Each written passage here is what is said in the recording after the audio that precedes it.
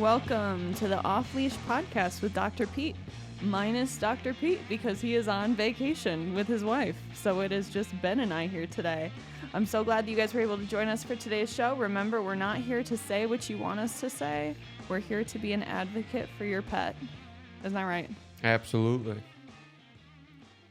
So we are going to be talking about a few topics today.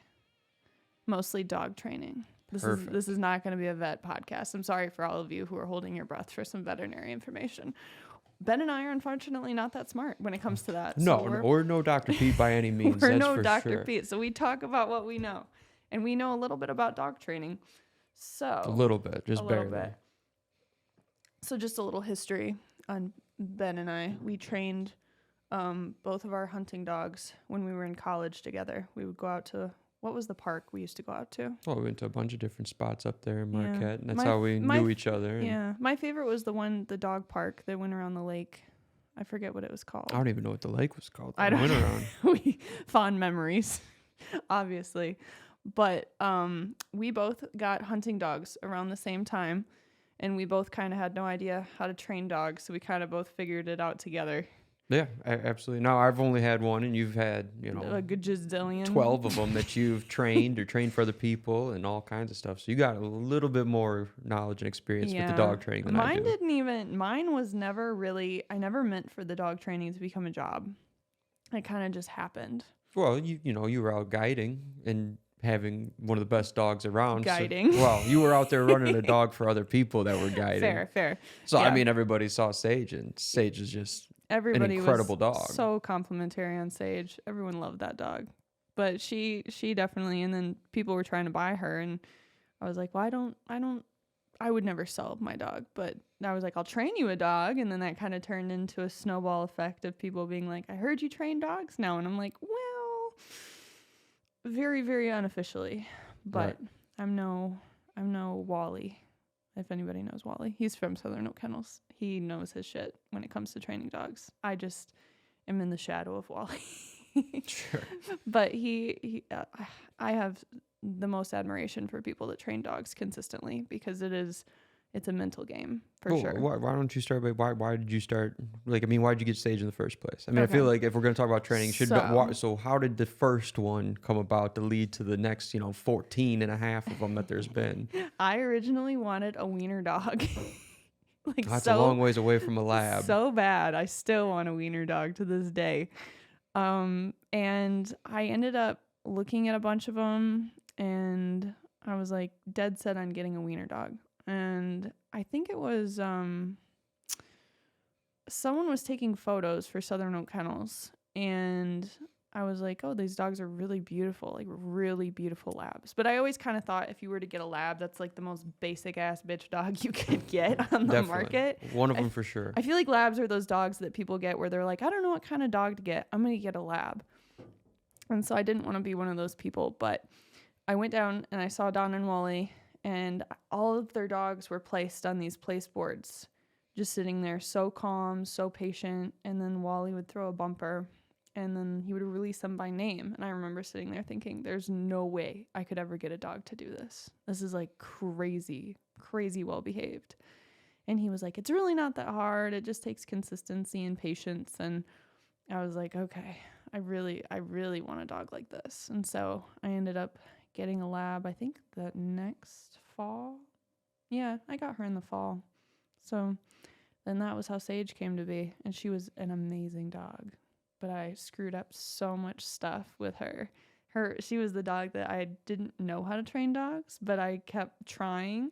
And she was just the most patient and forgiving and sweet, kind dog you could ever ask for. Because no matter how many times I messed up her training, I'm a firm believer in there's no such thing as a bad dog, just a bad dog trainer. Absolutely. So I was a bad dog trainer with her because I was constantly going to Wally, and he's like, well, you're kind of screwing this up. And I was like, oh, shit. Okay. So it was a lot of refining what I did. Maybe I wasn't being consistent with cues, or I wasn't being as patient as I needed to be, but she turned out to be a phenomenal dog. She did, absolutely. And so did Duke. Yeah. Well, you got Duke around the same. Yeah. Duke's a little older. Yeah, I think Duke's like a year older than Sage is. So Duke's yellow lab, and my story's a little bit different. Yeah, tell I him didn't have necessarily, a purebred kennel lab. I was in college as well at the time, and broke college kid, didn't have any money, but was really getting into waterfowl hunting and hunting in general at the time. So I saw an ad on Facebook that in Newberry, Michigan, up in the UP, it used to be the BP gas station. I don't know if it's BP gas station anymore. That they were selling puppies there. They had. Wait, was the puppy at the gas station? Well, yeah, that's where I went and got them. I went there and they handed me a puppy, and I paid a couple $100 for him, and that was it. So.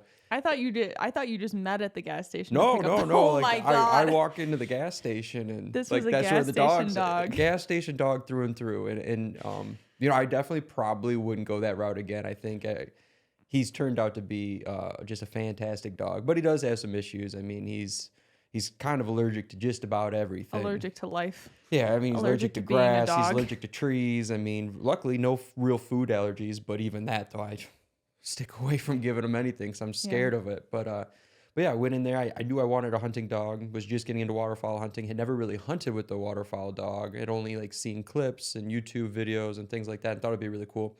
Mm-hmm. So my whole basis was I didn't have a great trainer like Wally to base it off of. I read Tom Doken has his basics for retriever books.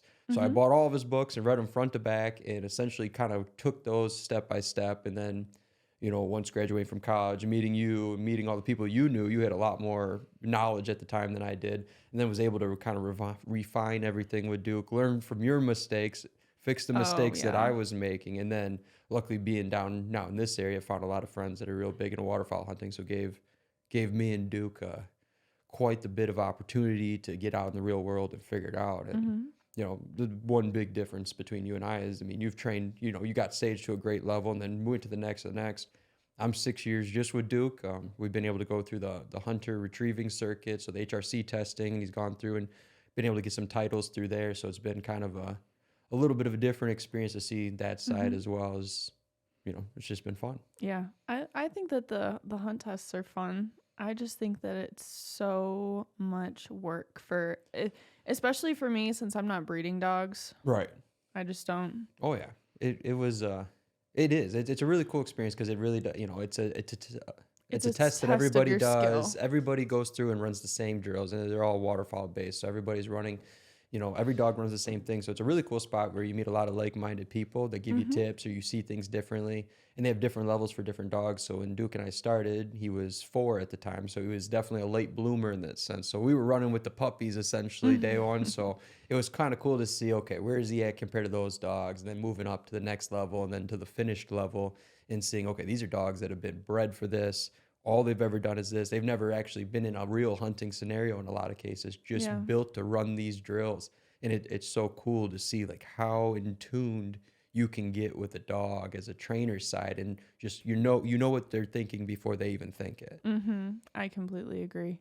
I think that with dog training, it's one of those things too. And you and I definitely butted heads when we would train dogs together, because you would have a certain way that you would like to do stuff, and I would have a certain way that I would like to do stuff. And there is literally a million different ways to train a dog. Oh yeah, and everybody has their own way. Right, and we're both pretty competitive. So of course, we are. Well, Sage can run 105-yard blind, while Duke can do 110. Yeah. So it was fun. I think that we probably benefited from it in the long run because both our dogs were getting pushed by each other, and they loved running together. Yeah. So plus I think we were both else secretly to the side, I gotta train harder so I can be. Right. Awful stuff. But then, we've been able to have a really good group of friends that, we've done the summer training days with Voyager and bringing people out over to the farm. And so it's been cool to kind of build that community here for people, not even everybody being a hunting dog. Because I think a lot of people think with the hunting training, well, my dog's never going to be a hunting dog. I don't want to do that. I don't think that's right. Whatever your opinion is on it, that's fine.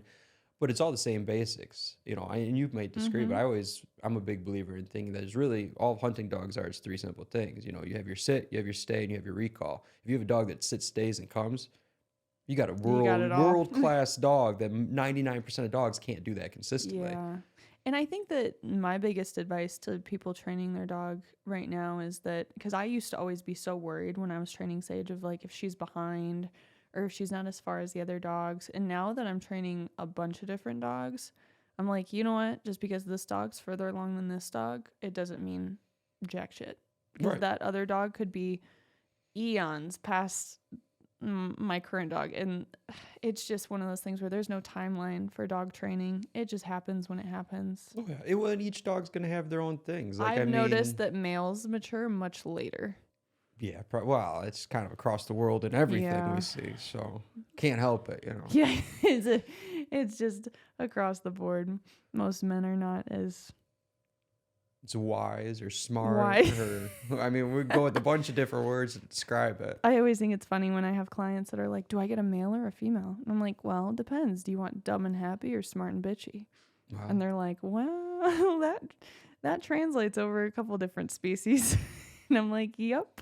So I have a lot of people that, I mean, I know you have a preference for the dumb, happy dogs. I do. And that's, I think, with Duke really only being my only experience getting to see all of your dogs, I've enjoyed, because when you were training Willow in particular, another black lab that I got to help out with and got to be a part of it. She was an awesome dog, and she had a great personality, but she was a really sensitive dog. She was very sensitive. She wore all of her emotions right there. Like if she was happy, you could tell. If she was sad, you couldn't. And then with my dog Duke, I mean, you go hit him with a shovel and he's still going to be smiling. He'd wag his tail. Thank you for the attention. Yeah, he doesn't even know what's going on. As long as somebody's feeding him and paying attention to him, he's just happy as can be. Oh, I love Dooders. He's such a good boy. He's something. That's Dooders comes into the office every once in a while. Yep. And chills out. Brings me back coasters. I throw my coasters for him. No, he's a good dog. Well, I mean, even we got Stetson in here, one of your dogs. He's in here sleeping right now. Sleeping in the corner. He's the definition of dumb and happy. He is. He's sad boy right now. He just got neutered. Well, it'll be better for him in the long run. I will. No more marking.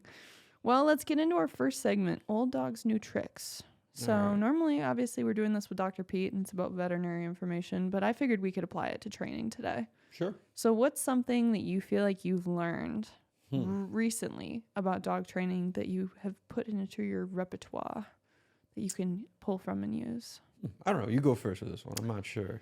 Mine is definitely different drills that you can run with dogs. I still go out to Southern Oak Kennels and I watch how Wally trains and Cody and Philip and everything. And I feel like they bring in new drills quite often. And drills that I'm normally always, I go to the T-post drill where you do the whistle sits and the casting and I do lines and everything like that. But they've recently started doing I think they're called no-no drills where they have a dog jump over a log. And I've not seen that before. Well, so that's really interesting. Yeah, so that's something. And then another one that they do that I've seen recently is where they do the thunder launcher and then they make the dog ignore the thunder launcher and run through to a blind retrieve. Yeah, I've seen that. Yeah. I think that's one of the toughest things, to pull a dog off a bird they saw for a bird they didn't see, stuff like that. So I was like, oh dang, that's a pretty good one. But that's a hard one to use in a hunt scenario, I feel like. Right. That's more definitely your hunt tests. Yeah, training. That's more hunt test training. But you never know. I mean, that's the best thing and the worst thing about hunting. I mean, with the hunt test, you know exactly what the scenario is going to be, so you can train for it. But if you're training for a real world situation, you never really know what it's going to be. Right. But I guess one of the newer things that I've seen a lot lately, especially on social media, is a lot of the environmental training. So I've seen people that are taking their puppies out for hunting, or even if you're taking your dog to the store, just getting used to going to new environments and seeing different things. But in the hunting world, you take your dog out, run them out of their blind or your mow marsh, whatever you're using. And so they get used to it before you actually put them in day one. Because I think a lot of times, I'm sure you've hunted with people too, they show up with a brand new dog they've been working with all summer long, ready to go over to the fall, first big hunt, and they've never even been in a blind before. They've never heard a duck call or a goose call. The one I see is the decoys. They get scared of the decoys. Right. So that just happened with my dog Rip the other day. I took him out to Southern Oak, and he was doing a thunder launcher, which we have done. No, actually, I've done the hand launchers with him. Sure. We haven't done the thunder launchers. So we were doing the launchers out in the field, and he was running right out to it, marked it perfectly, and then all of a sudden hit the brakes, and eyes just went super wide, and he starts running back, and I'm like, what is he doing? And Philip was out there, and he was like, I think he got scared of the decoy. And I'm like, what? No. And so we walk out there with him, and he literally jumps at the decoy, and he's like, I don't know what this is. I don't like it. It's scary to me. So we just spent that day getting him used to the decoys. Right. And Oh yeah. Not even a second thought from me about that would bother him. No, well, that's the thing. It doesn't bother any of my other dogs, but it took him a day and he got over it. All right, because that's the thing. Like, I never did any of that pre-work before the first one with Duke. We just kind of sent him out there and, well, we'll see how this goes. Now it's like, as soon as I've seen that recently, it's like telling everybody that's getting puppies right now, we're talking about getting a puppy for next hunting season. It's like, well, make sure you introduce them to everything. From day one. Mm-hmm. The other thing that I have right now is that Ella likes to retrieve decoys. Yeah, they tend to do that sometimes. Oh my God, she's nuts. I've never met a dog with more drive. Is that the chocolate lab one? Yeah. Yeah, she's a crazy dog. Well, we brought her in here one day and she just sits there and shakes. Just happy as can be too. Happy, like sweetest dog, so happy, so needy, needs to be in your lap all the time. The sweetest dog, but she has the most drive. Yeah, she's got a little too much drive. Yeah. I'm used to like the chill. Well, she's like a typical American lab. And I'm used to the British labs. Yeah. They're a little bit more chill. They have the off switch. But she's going out to Montana, so she's going to be perfect for out there because literally you're going to send her into cold, rapid river water. She's going to love it. And she doesn't have a second thought about anything. Like when for like the hot second that we had ice on our lake, she was trying to swim out to get the geese on the lake, like breaking through like an inch of ice. Okay, so she'll be ready for she'll be ready for out there. I was like, nothing bothers her. And then she has the craziest tail. Her tail whips around. I actually had to put her in a gunner kennel instead of a metal crate at home because she smacks the crate so hard that her tail bleeds. Oh no. My goodness. So she's just a super, and nothing bothers her. She doesn't act like it's hurting her or anything. She's just a super happy, go lucky, hyper dog. But I love her. She's cool. She's a cool dog. But yeah, that's all I got for old dogs' new tricks. I actually have a cool one for the next one. Canine Chronicles, news in the dog world. So Ben and I both lived up in the UP, and we both are very fond of memories from the UP 200. Absolutely. We both absolutely love. It's this big dog race that they put on up there where they close off. What was the main street again? They start in Washington. Washington. Okay, so they shut down Washington and they bring in all the snow and they dump it in the middle of the street and all the dogs run through the middle of town. And it's just the coolest thing. And you get to see all the sled dogs and it's like where everyone takes off and then they go for, is it 200 miles? Yep, 200 miles. And then it's like, because that's usually like a Thursday night where they start and then like Saturday sometime they usually return back at a different part in town. Okay, so the Iditarod is going on right now. I'm sure you know. Yes, absolutely. The UP 200 was what, last month? Yeah, February. So very similar. The Iditarod's going on right now. Did you read about the moose encounter? I did. I have heard about this. Yes. Okay. So this dude's mushing, I don't know the correct terms, mushing with his dogs down the trail. Yeah, his name's Dallas. He was in first place. He was in first place. And then this moose comes out of nowhere and like goes to attack his dogs. And he punches the moose in the face. The first one. Jeez. And then he keeps going, and then they don't know if it was the same moose or not, but I guess another moose came out and tried to attack the dogs, and he ended up shooting the moose. Yeah. Crazy shit. Absolutely. Like, could you even imagine? I wouldn't even know what to do in that situation. Well, because I heard about this. I guess this is, like, not common, but this isn't the first time this has ever happened. Like, there's rules and regulations all about, like, what needs to take place, too. Like, I guess, like, for the rules for it all to be legal, like, I don't know. I couldn't quite figure out if he had to like fully like process the moose, but he definitely had to like gut the moose and move it out of like the raceway. Yeah. But I guess he didn't move it far enough, and he got penalized over this whole thing. Yeah, I have it pulled up. Musher forced to kill and gut moose during 2024 Iditarod trail sled race, and then he said it was ugly. Oh my gosh. Yeah, absolutely crazy. I don't even know what I would, I just think about it, like put myself, okay, Duke and I are back in the UP and we're just walking down a trail and a moose shows up. I mean, because moose are mean. Like, they're not very friendly creatures. Yeah, it said the Iditarod officials administered a 2-hour time penalty for not properly gutting the moose he had killed. Right, I saw, okay, that makes sense. I saw something about it that he got a penalty because it wasn't done the right way. And then there's an investigation, and then it said the moose became entangled with the dogs and the musher on the trail. I hope none of the dogs were hurt. Those dogs are so tough. I They bet are. they were probably loving every second of it. Getting Oh to my chase after a gosh. moose for a minute. Well, I didn't realize that the Iditarod was in a 1,000-mile race. Yeah, it's the big one in northern That is Alaska. insane. Because I know that, I mean, just talking to the people that I do know that sled race, I mean, that dog race on the UP 200, those people are crazy. There's like something, they have to be mentally insane to do that. Well, I mean, it's just you got to. I guess it's probably similar to like how we feel about like hunting with dogs. Like, oh yeah, we're gonna go stand out there and below 0 temperatures and send our dogs into a freezing river to go pick up a bird. Yeah. They're like, oh, we're just gonna go take my 10, 12 dogs, however many they're running, and go on an adventure. Okay, it said one dog was injured, fallow, and then he was flown to Anchorage, Alaska to receive veterinary care. But yeah, I read that and I was like, that is crazy. It is absolutely wild. So that was my news in the dog world that I had for you. That's pretty good stuff. I mean, I did hear about, because that was just that was this week, wasn't it? That's like some badass shit. Oh yeah, I punched a moose in the face. And then killed it. And then shot it, yeah. I don't know if it was the same moose. They said they can't confirm if it was the same moose. It doesn't matter, even if it's two separate ones. I mean, this guy's a wild animal out there. I mean, I would punch a moose in the face to save my dog. Yeah, I would. Actually, I don't know. They're pretty freaking scary. They're huge. Yeah. Once you're like face to face with a moose, I've seen one red moose hot pissed off at you. One moose in the UP ever in my time up there, and I was like, this thing is so big. This is a big animal. And then you put your handprints next to your hand next to their like what hooves. Are their tracks, their hoof tracks, and they're bigger than my hand. What is my dog doing? He's just hanging out over there. He is literally laying on his back. He's dreaming about running the Iditarod. Yeah, right. He would make it like 10 miles. If Stetson does not go hard. Stetson's a little baby boy that needs to be cuddled up every night. He's not a hardcore dog.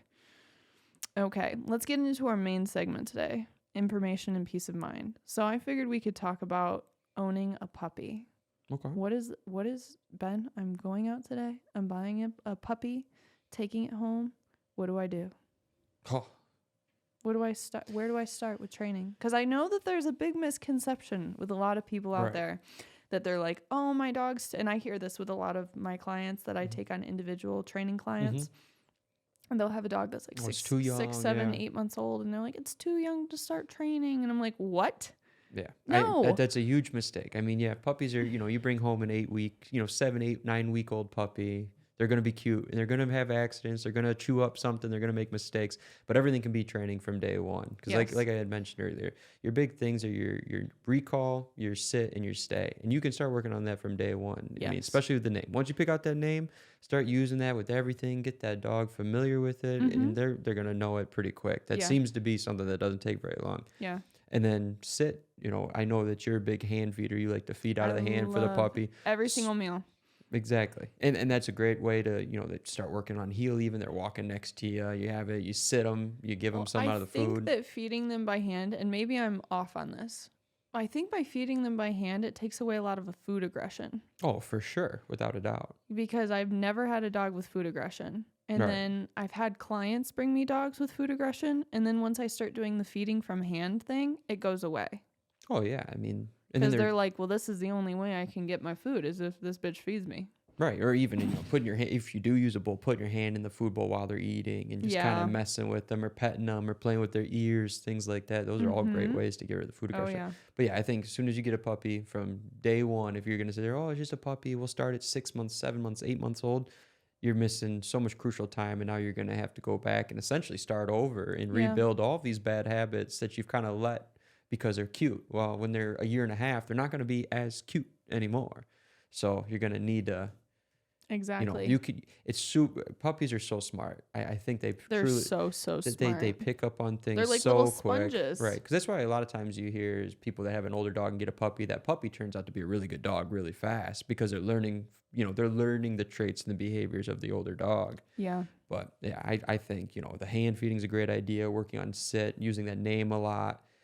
Starting just to respect those boundaries with your dog. And, I think the biggest problem people are doing too, they don't crate train a dog. Oh my gosh. And it's so tough. Those first couple of days are so tough with the puppy. I know. So that's the one thing. And I know that there's a big kind of divide on social media about it because I see it all the time. People are like, why why do people crate dogs? Why do people? And I'm like, well, as a puppy, especially, I don't feel like you need to crate your dog for life. No. I feel like during that puppy time is when you really need to establish, and I feel like a lot of people think that the crate is such a negative connotation with it. It shouldn't be. It's and a like safe place like for they them. go in there when they're in trouble. And I'm like, no, I always make the crate such a comfortable, safe, like positive space for them, just for them to feel comfortable and know that I can nap in here. I'm going to be safe in here. So I feel like if people do it the incorrect way and always associate the crate with like, oh, you are in trouble, you're going to your timeout spot. That's how people mess up crate training. Absolutely. Because I mean, that's one of the things with my buddy Jake and his wife Jana. They got a black lab, not, I guess probably about 2 years now. And that's why I told him, was like, don't use the kick crate as punishment, but it needs to be a part of it. I mean, their dog used that crate. Tate was their dog's name, or is their dog's name. Used that crate all the time. Like when it was growing up, he would go in there and get in there by himself when he was tired, take a nap in there, bring his toys in there. He felt like it was such a safe spot. So like when they had to leave, or they had to leave him at home when he was 6, 7 months old, it was just nap time for him. There was never a fear. He's not screaming, barking in there. Now, granted, those first 2, 3, 4 nights when the puppy's screaming and learning that you're going to be stuck there and they're by themselves. I will tell people that when you get a puppy and you're crate training them, do not let the dog out of the crate when it's screaming. Oh. Because then that dog is training you essentially. Yep, that dog's going to keep screaming because you're going to come get it. And I just say this out of experience because when I had Sage, every time she'd cry, I'd get her out and hold her and be like, oh, baby, are you okay? And then she'd quiet down and I'd put her back in the crate and she'd cry again. Yep. And I think someone pointed it out to me and they're like, well, she's training you. And I was like, what? There's no way. Oh, yeah. And then it all kind of clicked. And I was like, dang, this dog's smart. Training me like that. Take her out of her crate when she cries. My goodness. I know. I was such a softie when it came to her. Well, she was a smart dog, though. She knew what she was probably doing. From 8 weeks old, she had you pegged. She's so funny. She's to the point now where I don't even yell at her anymore. I go, did you do that? And she immediately tail tucked and like crawls over to me. And I'm like, you didn't even do anything. She just knows those words. Did you do that? Did you do that? And she instantly gets so scared. And then as soon as I change my tone, I'm like, just kidding. And she runs over wagging her tail. People think it's so funny. They're like, stop torturing her. Yeah, why are you being so mean to Sage? She doesn't deserve that. I just think it's funny that she's like 2 little words. You do that? Or 3 words. You do that? And her whole demeanor changes. She's so smart. She is. So crate training, feeding from hand.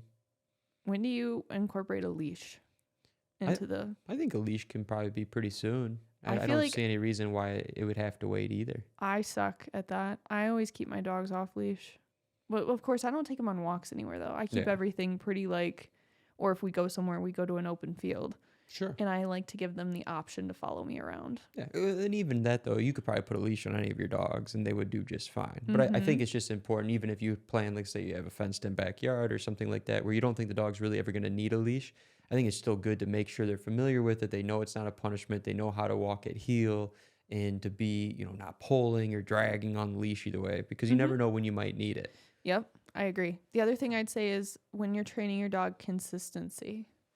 So when I take on individual clients and they're like, well, my dog won't listen. The number one thing that I can call out from them doing, and again, this is something that I was guilty at too in the beginning, was when people go to give a command, they'll give 4 or 5 different words. Right. So like they won't just say sit. They'll say sit your butt down, get down. Nope, sit on your butt. And they're saying all these different things and the dog's like doesn't even know what's happening. Yeah, and I'm like, so let's narrow it. Or they'll say come here with me over here right now. Come on. And I'm like, okay, let's just pick one word. What's that one word that you want the dog to know when you say, I say here, I say right here. And I always say right here. And then I think with you say with me. Yep, I like with me. With me. And so anybody can pick whatever word as long as you stay consistent to that one word. Absolutely. And one thing that definitely helps me is when I was training dogs, I would like put up my phone camera and record myself doing it. And I'd catch little discrepancies in my words where I'd say something and then I'd say a different word. I'm like, man, like I'm not being consistent like I should. I'm not being as direct as I need to be with the dog. And then the other thing I'd say is patience. Oh, it's so big with the puppy. You can't put any emotion unless it's positive emotion. Right. Everything's got to be positive, because the last thing you want to do is somehow correlate to your pup that sit is negative because you're yelling at them, or you raise your voice, or you're getting frustrated that they're just not figuring it out, or they had it great yesterday and now today you can't get them to do a damn thing. It's like there's going to be highs and lows, you know, so you have to be the consistent, just positive, happy, because ultimately what you're building is that line of trust with your dog. Exactly. That dog can trust you, because they're going to want to, ultimately at the end of the day, they want to trust their own instincts first. But if you build that relationship, they know you're looking out for them, they know that you love them and take good care of them, that they're going to be willing to do anything you ask whenever you ask, even if they don't think that's the right choice. They'll trust you. I agree. That's the other thing from watching other people work with their dogs, and they ask me, they're like, what am I doing wrong? What am I doing wrong? I'm like, well, I see you getting very frustrated. And I'm like, again, something I messed up when I got staged. Oh yeah, me too. I used to get so mad. Frustrated. I'm like, God, why is she not getting this? And I'm like, I just want to quit. And I'm like, nope, you have to go back and you have to just be like, good girl, like lots of positivity. And then as soon as they do something that you're not wanting them to do, I just say, no, ma'am. No, ma'am. Right. No, or it's even another thing, and I think you've talked about it, and I'm sure Wally's mentioned it too, is like overtraining is a real thing. Like if you go out there and the dog just isn't doing it today, like there's no sense in keep beating something into the dog that's just not I always working. Try to end on a good note. Exactly. So I always try to like if I go out and I'm doing line work that day and my dog's just not wanting to do line work, I'm like, okay, we're going to go back to something super simple like heel work. And I'm going to make him walk around and do heel work and then boost his ego on the heel work. And then we're done for the rest of the day. Yep. And that's what I'm like, if your dog's having an off day, and I feel like it's okay, especially in your journey of dog training, if you give the dog a week or 2 weeks off. Right. But that's it just ties into it too. Like the whole key to this is like, you can't just train your dog once a week and think it's going to be a great dog. Like, this is everything's based on consistency. Like just like you said, you have to have the consistent word. So if sit is your word, then sit has to be your word. If stay is your word, stay's got to be your word. Or if you use place or here or right here or come, whatever those words might be, right, all has to be consistent. But then you also have to put the work in. You know, you don't have to spend the next 10 years training your dog every single day, but you know, those first 18 months, that's a lot of really, really crucial time where very important. Very, I think that when you start them younger like that, like I said, they're just a sponge. They absorb everything so quickly. But doing the consistency, I wake up every morning at about 5:30, 6 a.m. It was 5 a.m. for a while, and then I started doing it later because I only train each one of my dogs in the morning for 10 to 15 minutes apiece. Sure. And I feel like a lot of people use the excuse of like, well, I don't have the time to train my dog. Well, then you shouldn't have a dog. I'm like, well, 15 minutes is not... It's very little. It's very little. You at least spend 15 minutes scrolling on your phone a day. Right. Like, so you can spend that time training your dog. Well, it's just like, you know, if you're going to invest the money into a dog and pay for the vet bills and get the shots and pay for the heartworm and pay for quality food and do all of these things and buy a bunch of toys, like you owe it to the dog in a sense to put the effort into it to give the dog the best life too. Because the dog wants to spend that time with you. The dog wants to build that bond with you. I don't think any dog wants to be a bad dog, and I don't think any dog owner wants to be or wants to have a bad dog. But it's the people that choose to, it's fine, it's just a dog. Well... And I will say the people that are always like, God, I wish I had a dog that was trained like that. I'm like, all the time. It's really not that hard. No. And I was in your shoes. When I first picked out a lab and I went out to this kennel and I was like, God, these dogs are so well trained. And I just kept thinking to myself, I'd never be able to have that. I'd never be able to have a dog that was that well trained. Right. So, and even for all the people that would be saying along the lines, well, you spent a lot of money on a well-bred, high-quality dog. Yeah. It could be any dog. So we've even had throughout our family, we've had a lot of rescue dogs that came from the shelter. And they can be just as good of dogs. They might take, if they're a little bit older, they might take a little bit more time to break those bad habits, but it doesn't matter if you're buying a gas station dog, a top of the line purebred dog, a rescue dog. I mean, all of them want to have that kind of purpose in life, if that's listening to you, if that's giving them a job, if that's even just going outside and playing fetch, right? Whatever it is, I think they all have that desire for it. They do, for sure. I think that every dog has somewhat. I understand that there's more reactive dogs in certain scenarios, and there's more skittish dogs, and then there's more outgoing dogs, crazy hyper dogs, really lazy dogs. But you got to find your dog's purpose. Whether And a lot of that is deciding what they're motivated by. Sure. So like a lot of my dogs are food motivated, which is why I use food as the reward. So when I make my dogs heal, I grab a scoop of food and I bring my arm around to the side until they heal, and then I give them that food immediately and give that praise. Good girl, good boy, whatever.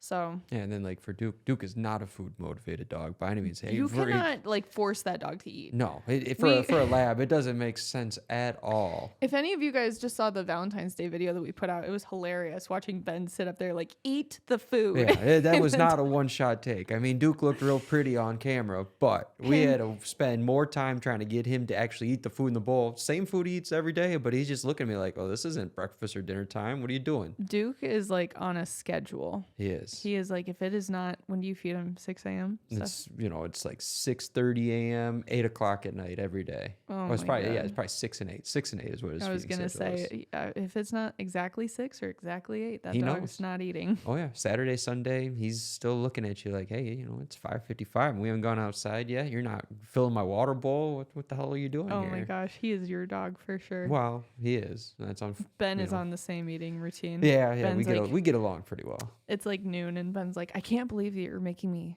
30 minutes late for my lunch. I know we're doing a podcast during lunchtime here. I'm sitting over here starving, talking about dog food's making me hungry. I ate a piece of bread today. Wow, it's separate. I know. That's just because you're crazy over there. I know. I'm not on a schedule like that. I'm on a schedule like that when it comes to like the dogs and everything. But I think it's funny with my own meal routine. See, Duke and I, we wake up same time every day. We do the same things. We train at the same time every day. We go for a walk at the same time every day. It's just, I don't know. I need that type of routine in my life. Yeah, well, Duke keeps me to it. Even on days like today, it's raining outside. I'm gonna get home from work, and he's still gonna look at me like, I don't care. It's raining. What are you doing? I know. My dogs. It's so funny the difference in behavior, because some of my dogs will not go out in the rain. They like see it and they're like, no. Like Ren will not go out in the rain. Really? Yeah. Well, she's a sensitive girl. She is a sensitive girl. Stetson will not go out in the rain. Wow, he's. I mean, I can't even look over at him right now. We look over at him and he's drooling down the side of his face, upside down, sleeping. So. Oh my God, what a ham! He is. He is hilarious. He is something else. He's 2 years old, I think now, and he acts like he's 2 months old. He acts like he's a full-blown puppy still. Yeah, full-blown puppy. Yeah. He's not. He's just a happy boy. He is. We love him though. So, what other tips and tricks do you think we should give about dog training? I think we covered the real big, because I think a lot of people think either they don't put any effort into it because they think it's too big of a mountain to climb, or they put way too much effort and then they overdo it. I think it's real simple. You focus on the real basics, and patience, like you said, patience and consistency. Consistency, and just keep it simple. They're just dogs at the end of the day too, so they don't need too much. I've heard a lot of people also say that using food in training is like bribery.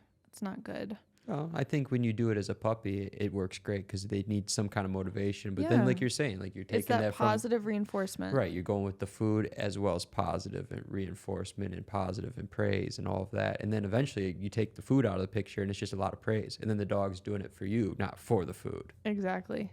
I think that there's a lot of myths about dog training. Maybe we'll do a separate episode going over those. Right. And I think every breed's going to have its own kind of, we've done a lot with labs, and labs I do think typically are a pretty easy dog to work with. They want to please you. They want to work with you.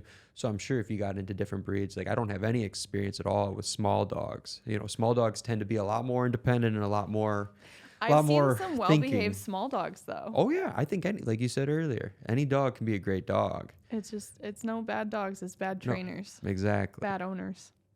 So. And I will say I've been very lucky to see a bunch of different types of dog training in the past couple of years. The one that was shocking to me was I went out to the police canine training event that they hosted out at the Marshall Fairgrounds. Right. That is a whole nother level of dog training. Absolutely. Insane. That is like the bond and the like intricate details that you have to know about your dog, and the trust that goes into that to be able to do bite work like that. Mm-hmm. Crazy. They made me put on the bite suit. I wouldn't do that. Oh my gosh. I was like, yeah, I'll put on the bite suit. That'll be fun. And the guy who came up behind me was like, do you need help standing straight? I'm like, no, I think I got it. And he was like, 'cause sometimes people fall down when these dogs bite them. I was like, no, I got a wide stance. I'll be fine. Sure. And the dog, they were like, we're going to give you an older dog too. And so they gave me a dog that was like, I don't know, 8, 9 years old, like retired.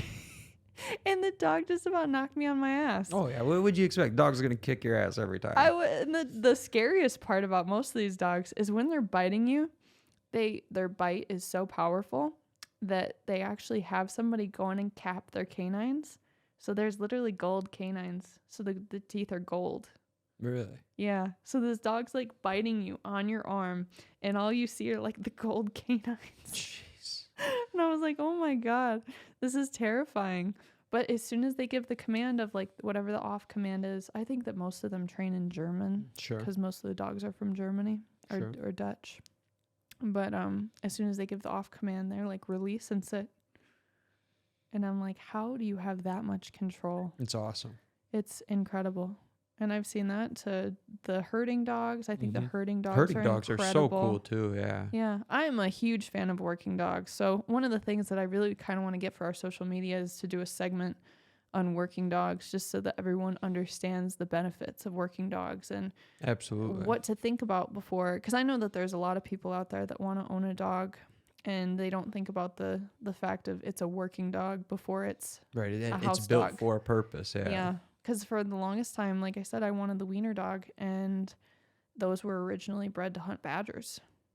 I did not know that. So they dig constantly. They're big diggers, and they're hounds, so they howl all the time, or they bark. So they're very loud, and they dig. And I was like, okay, do I really want a dog that digs up my yard? Probably not. Yeah. And I'm not saying that all wiener dogs do this, but the majority of wiener dog owners that I've talked to, sure, they all say the same thing. They're like, remember, these are originally hunting dogs. I think it was somewhere up in the UP. Someone shot a deer one time, and then they needed help tracking it. And they called this guy. I think he lived in Wisconsin, so it was a long drive over for him to get there.